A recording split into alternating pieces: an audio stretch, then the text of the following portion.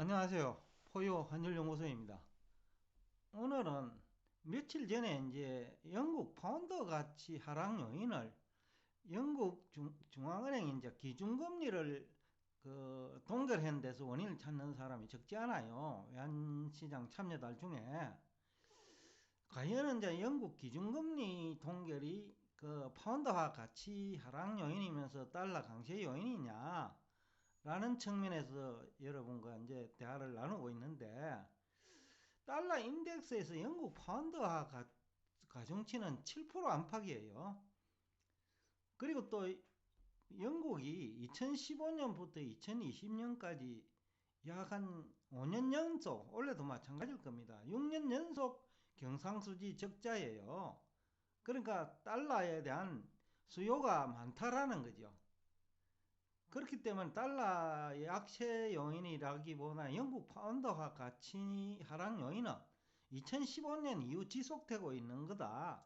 그런데 기준금리 인상을 유보했다고 영국 파운드 가치가 하락했다? 가중치도 크지도 않는데 그런 측면에서 이제 설득력이 없고 또 하루 정도 영향은 주었다고 하더라도 그러면 그날도 그 영국 파운드 가치 하락 요인만 있었냐? 쉽게 하면 기준금리 동결만 그 영국 파운드 가치 내지는 달러 인덱스 가격 영향 요소냐? 아니면 그 인덱스에서 가중치가 큰 유로화나 아니면 그 엔화 쪽에 그 약세 요인은 없었냐라는 거죠. 요 근래에 그 일본의 경우에는 천연가스 가격 때문에 엔화 가치 하락 요인이 생겼다. 워낙 이제 천연가스 수입량이 많기 때문에 이제 그 얘기는 성립이 된단 말이에요. 그러면 러시아도 마찬가지거든요. 러시아도 지금 천연가스 공급을 제대로 안 하잖아요. 러시아가 유로존에 대해서. 그러면 유로화 가치 하락 요인도 있었다라는 거죠. 그렇게 본다면 영국 기준금리 동결로 달러 인덱스가 상승했다는 논리는 조금 너무 비약적인 발언이다. 너무 앞선 너무 많이 너무 지나치게 강조한 그 달러 인덱스 그 가격 상승이면서 영국 파운드 가치 하락 요인이라는 거죠. 실제는 미미한데 크게 너무 침소봉됐다는 얘기입니다. 그래서 앞에서도 얘기했지만 유로와 엔화가 인덱스 차지하는 비중이 75% 수준에 육박하기 때문에 그쪽에서 그 약세 요인이 생기면 그것이 훨씬 더 달러 인덱스에 미치는 영향이 크다라는 거죠. 그래서 그 유로존하고 일본이 에너지 가격 상승으로 통화 약세 요인이 가중되고 있잖아요. 그쪽이 더 큰 원인이라고 봐야 됩니다.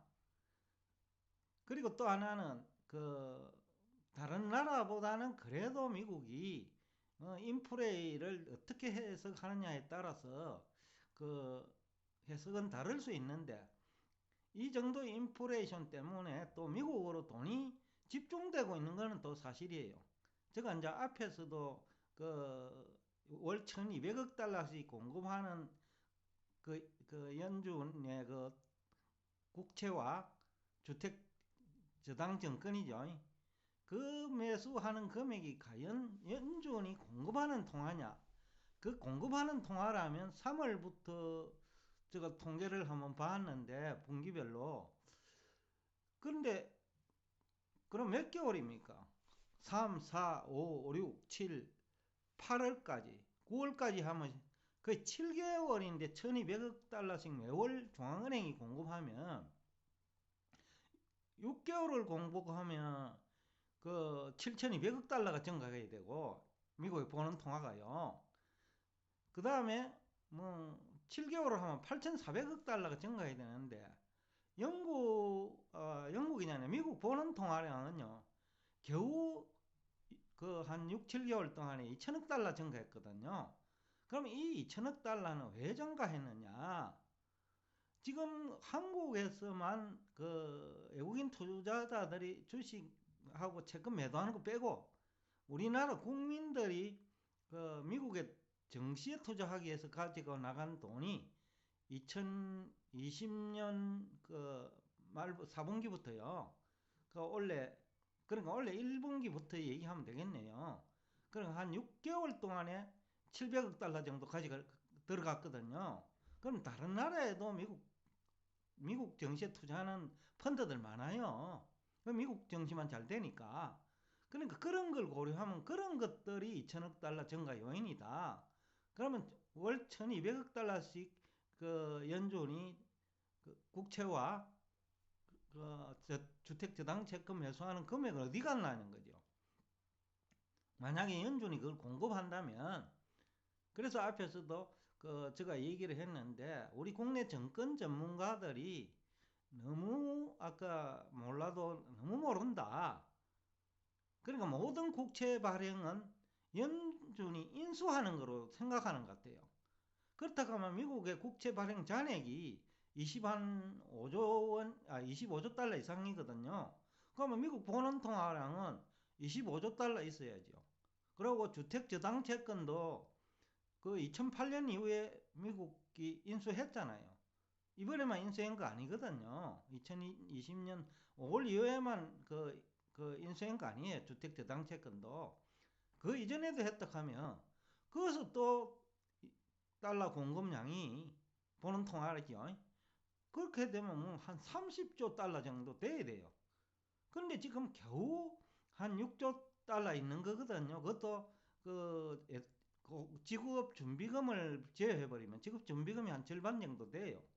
그러면 3조 달러밖에 없는 거예요. 3조 한 2천억 달러. 그러니까 안 맞다라는 거죠. 그러니까 얼마만큼 우리 국내 경제 패널이나 정권 전문가, 경제학 교수들이 그 통화량과 관련해가 잘못 알고 있다는 거죠. 그러니까 이제 자꾸 정시를 보는 시각도 우리 국내 정시를 약세에서 벗어나지 못하게 하는 원인 중에 또 다른 이유예요. 화폐에 대한 해석이 이제 잘못됐다는 거죠. 유동성 장세라고 하면서 화폐에 대한 해석을 잘못하면 그건 문제가 있잖아요. 그런 측면에서 우리가 또 조금 제대로 알 필요가 있다 라는 뜻에서 오늘 이 주제를 가지고 나왔는데, 그래서 기준금리 동결한 건 또 사실이지만 시장금리는 오르거든요. 영국도. 그럼 시장금리가 오르면 그 기업들이나 가게도 마찬가지예요.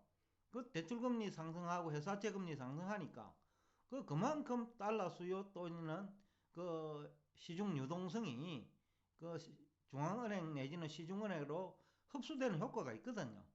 그런 측면에서 봐야 된다. 그래서 기준금리 동결했다고 영국 파운드 가치 하락하고 달러 인덱스 가격이 상승했다는 논리 또는 주장은 좀 설득력이 약하지 않느냐라는 얘기를 하고 싶어요. 그리고 이제 정리하면 그래요. 파운드화가 달러 인덱스에 차지하는 가중치가 그렇게 크지 않다. 유로화와 엔화에 그저 10%도 안 된다. 그런 측면에서 유로화와 엔화 쪽에서 가치 상승 하락 요인이 있다면, 가치 하락 요인이 있다면 그것이 달러 인덱스 가격 상승 요인이다. 그런 식으로 정리하는 것이 맞을 것 같다 라는 얘기를 하면서 오늘 여러분과 대화를 마치겠습니다. 오늘도 끝까지 경청해 주셔서 대단히 감사합니다.